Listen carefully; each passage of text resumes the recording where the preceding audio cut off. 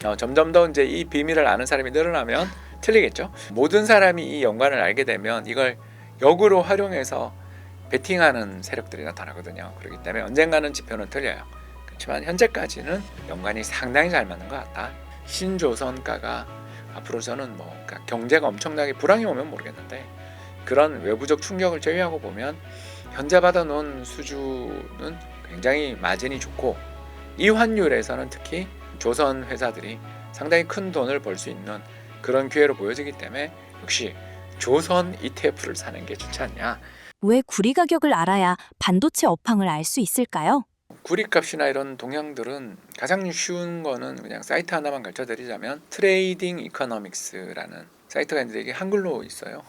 해외 사이트인데 이제 유료로 결제를 하면 옛날 막 10년, 20년치 데이터를 다 보여주고 통계를 보여주는데 그냥 돈 안 내고 공짜로도 지난 5년간의 가격 동향, 매일매일 가격 동향을 쉽게 보여줘요. 그러니까 그 트레이딩 이코노믹스 같은 글로벌 사이트들 가셔서 국제 구리 가격 카퍼 검색하시면 금방 나오니까 이거는 가격 동향을 쉽게 파악하실 수 있고요.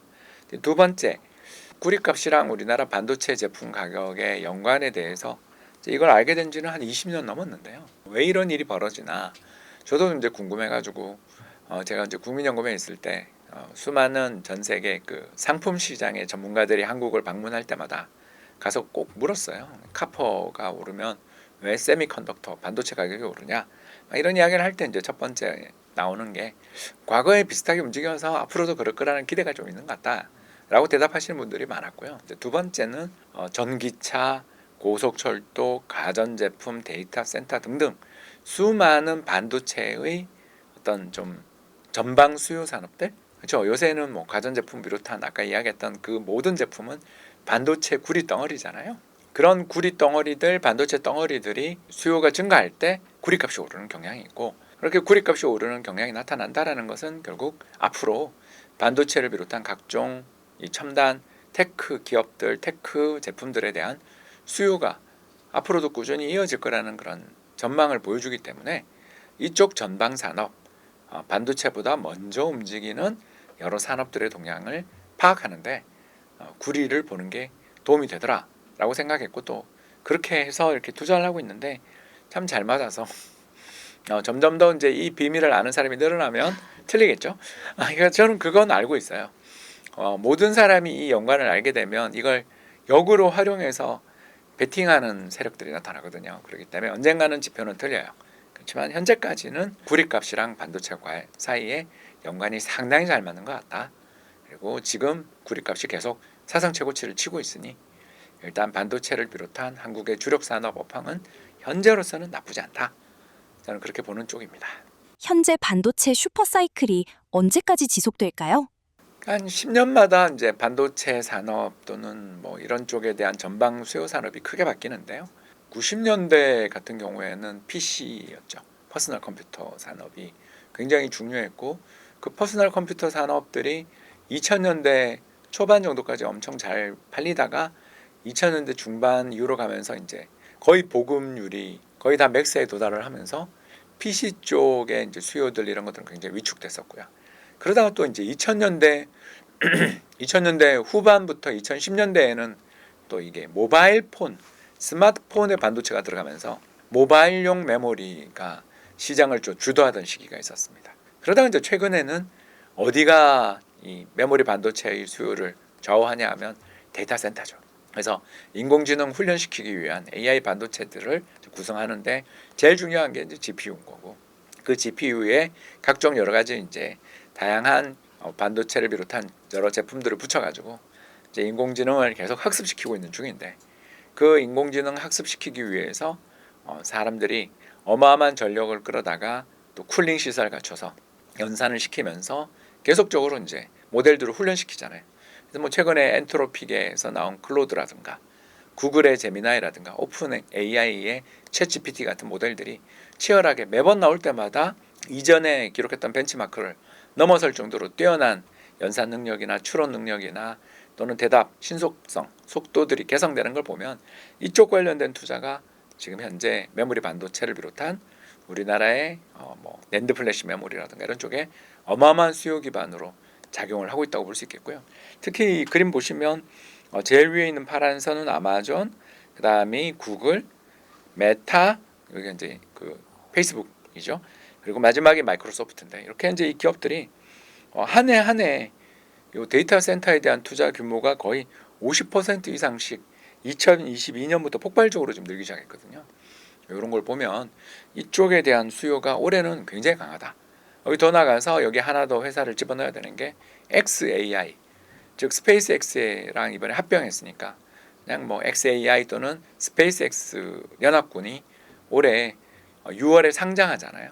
그러니까 상장하면서 우리 돈 수백조 원을 끌어들일 텐데 그 수백조 원 끌어들여서 이제 또 달러로 또는 화성으로 분명히 로켓을 쏘겠지만 다른 한편으로는 인공지능 훈련시키고 학습시키는 게 이쪽에 또 어마어마한 투자를 하지 않겠나 이렇게 생각해서 일단 6월에 스페이스X 상장이 기대대로 잘 원활하게 그리고 시가총액 1.5조 달러 내지는 2조 달러 와 이거 엄청난 돈이죠.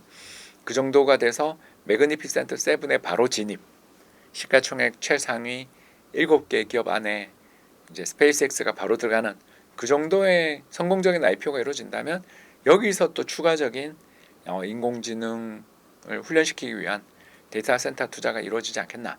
근데 이제 반대로 이야기하면 이와 같은 어마어마한 경쟁에서 누군가가 하나 이제 삐끗 해서 경쟁을 접고 우리는 이거 이제 안 할래요 그러면서 회사를 접는 인공지능 관련된 투자를 접는 경우가 출현하면 그때는 이제 정말 조심해야죠. 왜냐? 그 중고 GPU나 D램이 시장이 엄청 나와돌 테니까. 이제 어디 하나가 이 어마어마한 투자를 하다가 난 이제 못하겠어 손을 들고 미안해 우리 회사 구조조정하겠어요 하고서 이렇게 손을 들고 망하거나 이런 일들이 벌어지면 이제 여기서 중고 제품들이 엄청나게 나오겠죠. 그러면 이제 신제품 살 필요가 없죠.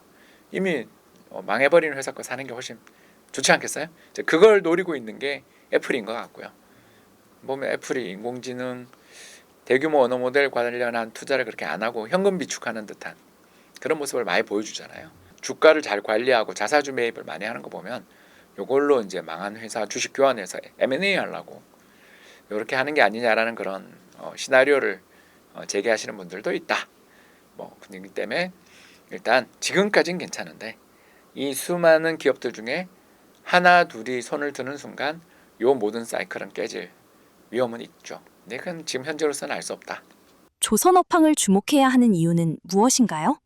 그래서 반도체는 아까 제가 말씀드린 그 구리값도 있고 데이터 센터 같은 전방 산업들의 동향이 좋아서 반도체 업황은 적어도 한두 분기 내에 확 꺾일 것 같지는 않은 지금 분위기다. 이렇게 이제 보여드렸다면 이제 두 번째 조선은 이 신조선가를 좀 보면 되거든요. 그러니까 새로 수주를 받는 게 옛날에는 우리나라 그 조선 회사들이 다 망하기 일부 직전이었어요. 진짜 힘들었습니다. 어마어마한 적자를 기록했고 그리고 실제로 대우조선해양은 지금 한화오션으로 이름이 바뀌었고 또 삼성중공업은 증자를 말도 못하게 많이 했거든요. 주식이 엄청 무거워졌죠. 그리고 현대중공업은 HD로 한번 검색해 보시면 한 회사였는데 수도 없는 모자 회사가 상장돼 있을 겁니다. 그렇죠. 그래서 개별적으로 보면 우리나라는 조선 회사는 솔직히 말해서 저는 뭘 사야 될지 잘 모르겠더라고요. 그러나 산업 전체로 놓고 보면 도크가 다 차 있고 그리고 그 도크에 차 있는 세로 수주를 받고 있는 배들이 값이 좋아요. 여기에 이번 이란 사태까지 터져서 우리가 정말 중동에만 의지하면 안 되고 북해도 가서 노르웨이 가서 가스도 사와야 되고 미국 가서 셰일 오일도 사와야 되고 알래스카 가서 알래스카 오일도 사와야 되는 세상으로 가는 거예요. 이러면 옛날보다 운행 거리가 훨씬 길어지죠. 아시아에 있는 한국, 일본, 대만 이 부자 나라들은 이제 중동에 대한 편식을 멈춰야 되는 강제적으로 이제 그런 세상이 온 거예요. 언제 호르무즈 해협이 또 봉쇄될지 모르는데 거기만 의지하면 큰일 나죠. 그러니까 전 세계적으로 물동량, 운행 거리가 엄청 늘어나고 그럼 배를 더 많이 지어야 돼요. 네, 그런 면에서 이 조선 사이클은 보통 35년짜리 사이클인데 그게 이제 지난번 고점이 2008년에서 한 2010년 정도 사이였고 그게 지금 한 15년 지나면서 17년 지나며 바닥을 경과해서 서서히 이제 상승 사이클로 좀 가고 있다. 그리고 과거에 지었던 2000년대에 지었던 그 배들이 이제 10년 안에 다 폐선하거나 아무튼 개보수를 크게 해야 되거든요. 그리고 또 회사 협정이나 이런 거에서 기름이 바다에 노출되거나 이런 사고들을 막기 위해서 격벽 구조를 만들어야 되고 친환경선으로 계속 배를 바꿀 걸 요구하고 있는 상황이라서 신조선가가 앞으로 저는 뭐 그러니까 경제가 엄청나게 불황이 오면 모르겠는데 그런 외부적 충격을 제외하고 보면 현재 받아놓은 수주는 굉장히 마진이 좋고 이 환율에서는 특히 우리 조선 회사들이 상당히 큰 돈을 벌 수 있는 그런 기회로 보여지기 때문에 역시 조선 ETF를 사는 게 좋지 않냐. 저는 종목은 못 고르겠다. 저는 왜냐하면 아픈 기억이 많다. 증자 너무 많이 맞았다.